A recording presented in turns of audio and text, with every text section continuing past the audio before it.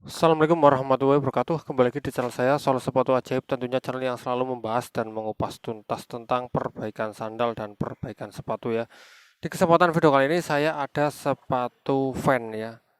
Sepatu fan yang mau saya jahit, dan ini benar-benar membingungkan bagi orang yang pertama kali menjahit sepatu fan seperti ini ya. Kalau tidak punya pengalaman pasti sangat bingung karena sepatu fan ini susah untuk kita membuat keputusan ya. Keputusan di bagian mana harus dijahit. Makanya di kesempatan video kali ini saya akan memberi arahan tentang keputusan yang harus dilakukan untuk menjahit sepatu fan ini. Ketika kita menjahit sepatu fan seperti ini, pasti kita akan dilanda kebingungan. Kebingungannya itu apa? Kebingungannya adalah kita bingung mau menjahit dari bagian mana, karena bagian solnya ini ada garis hitam dan ada di atasnya putih ya, di bawahnya juga putih. Ini ada dua versi ya. Kita bisa menjahit dari ini, dari di atas hitam ini, yaitu kita coblos di sini ya. Ini coblos di atas hitam. Nah, kita bisa coblos di atas hitam ini ya. Ini di bagian yang putih. Atau kita bisa coblos di bagian yang hitam ini, contoh misal seperti ini. Nah, ini coblos di bagian yang hitam. Itu ada dua pilihan ya. Nah, itu sangat membingungkan kita karena kita butuh hasil yang maksimal, hasil yang kuat ya. Harus membutuhkan keputusan yang tepat agar hasilnya itu kuat ya. Karena sol sepatu itu juga tidak sembarangan ya. Kalau sembarangan malah nanti hasilnya jelek, justru tidak kuat ya. Nah, ini akan saya kupas detail ya. Ini saya buka dulu ya. Ini bisa dibuka nggak? Aduh, ternyata insolnya tuh lem-lemannya tuh kuat ya, nggak bisa terbuka ya. Kuat. Resiko ini, kalau kita buka, ini resiko akan sobek ya. Makanya nggak saya buka. Nanti takutnya bentar-bentar.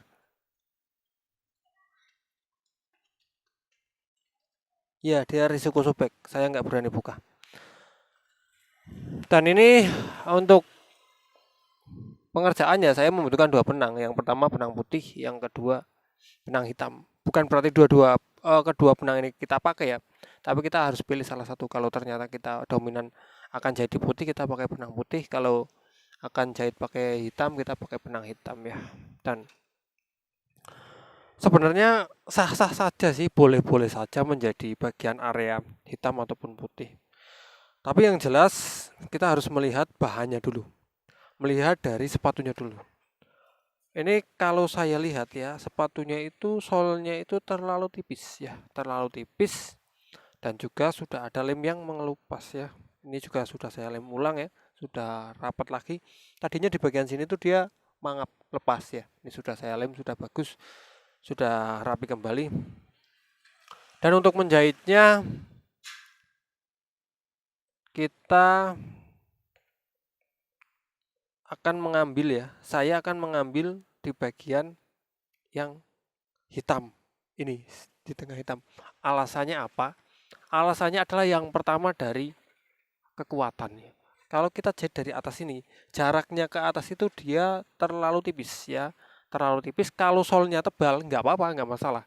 Tapi ini solnya kan tipis ya. Solnya tipis, jadi itu nggak worth it ya. Nggak cocok.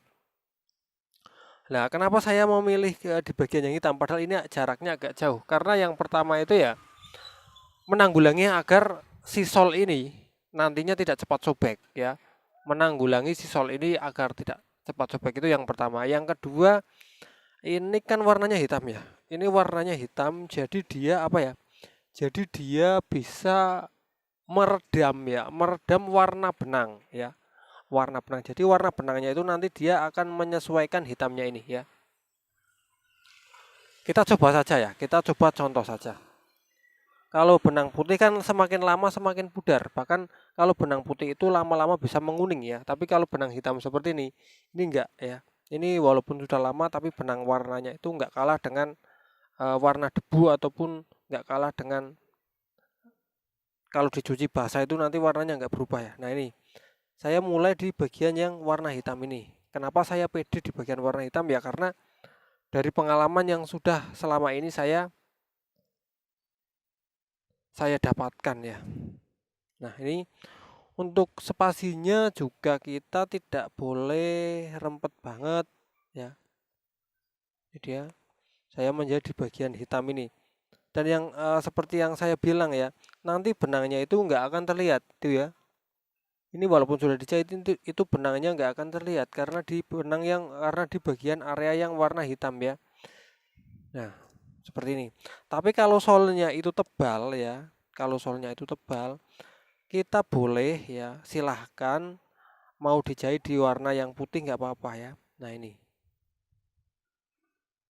Nanti ini setelah jadi, pasti yang punya itu menyangka bahwa sepatu ini belum dijahit ya. Padahal ini sudah terjahit ya. Tapi dari luar itu tidak akan terlalu terlihat ya. Nah, ini juga warna hitam ini bukan list ya, bukan list apa ya, yang list dari bahan itu bukan. Tapi ini hanya warna. Makanya di bagian belakang ini dia warnanya memudar lah. Kalau memudar itu akan membahayakan ya. Bahayanya nanti ini benang kita terlihat. Memudar itu nanti benang kita terlihat ya lah. Lah solusinya adalah bentar dulu. Solusinya adalah kita warnain ulang ya.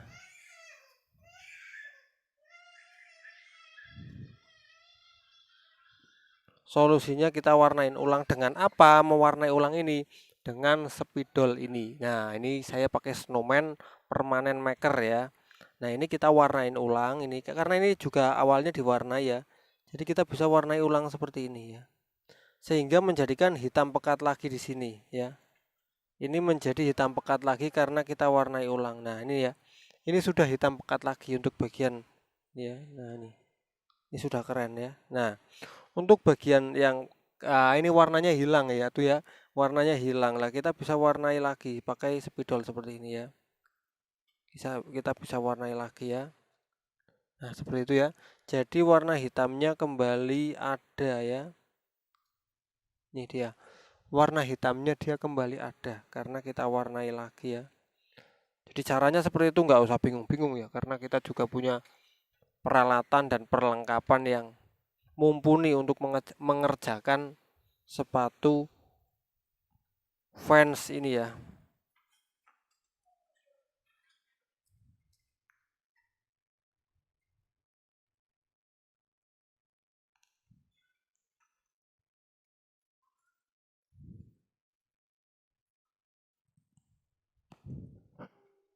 Untuk menariknya juga jangan terlalu kenceng ya. Takutnya nanti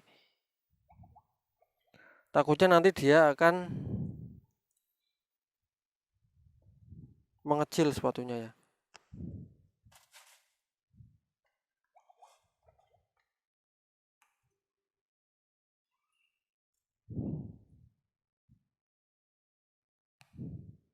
Di bagian belakang ini agak sedikit susah ya, bentar. Oke, kita lanjut lagi ya.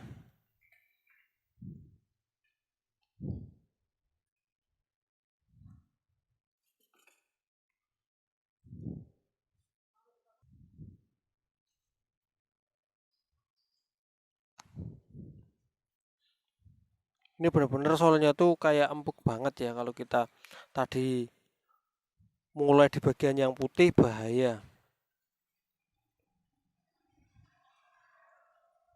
Bahayanya itu dipakai paling nanti berapa kali itu pasti sudah itu bisa jebol ya.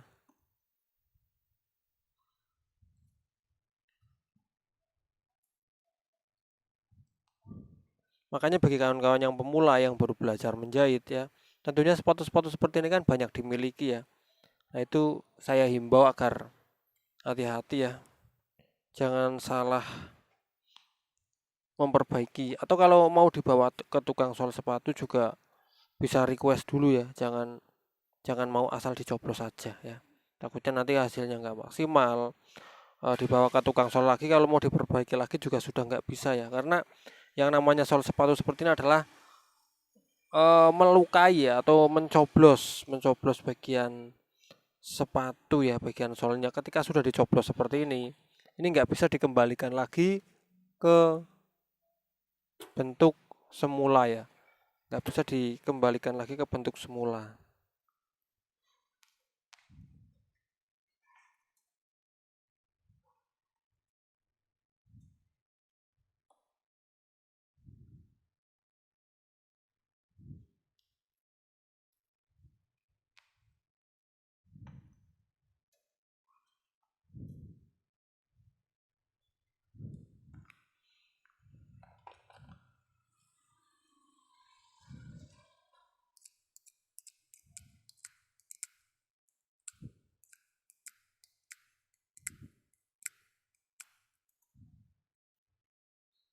Ketika kita mengalami kesulitan ya, dicoblos susah, kita harus coblos dulu pakai ini ya, jarum pelubang.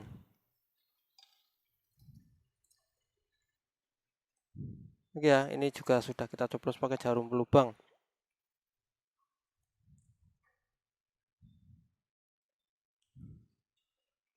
Bang, kalau jahit di bagian bawahnya gimana? Nah, pertanyaan yang bagus. Pertanyaan yang bagus. Kalau dijahit di bagian bawahnya yang putih, contoh misal di bagian sini ya. Ya, ini yang putih sini ya. Ini sangat jauh dari bagian upper ya. Itu tidak saya rekomendasikan. Yang saya rekomendasikan tuh dua tadi. Bisa di bagian hitam ini, bisa di bagian yang tadi ya, yang putih atasnya. Tapi kita lihat dulu bahannya. Kalau bahannya tebel, kita bisa. Kalau belum ada yang lepas, itu bisa. Tapi kalau sudah pernah ada yang lepas, jangan ya. Takutnya nanti sobek.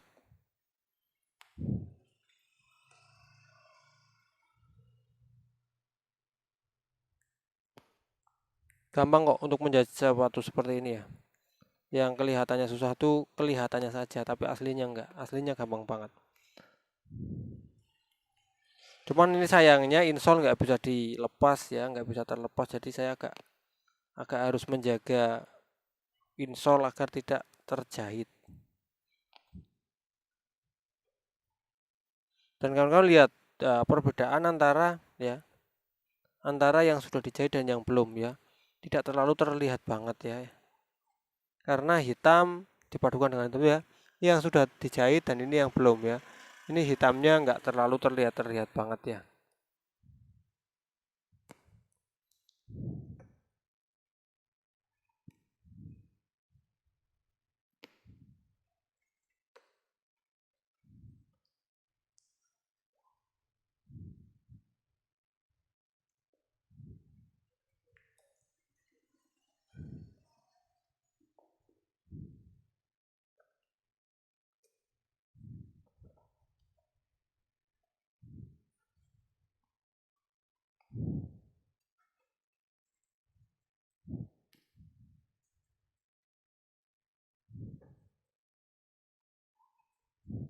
Oke, yang penting kan sudah tahu ya cara menjahitnya ya. Seperti ini nggak perlu sampai selesai ya. Menentukan area jahitannya yang penting sudah paham ya. Jadi untuk langkah selanjutnya jadi sudah tahu.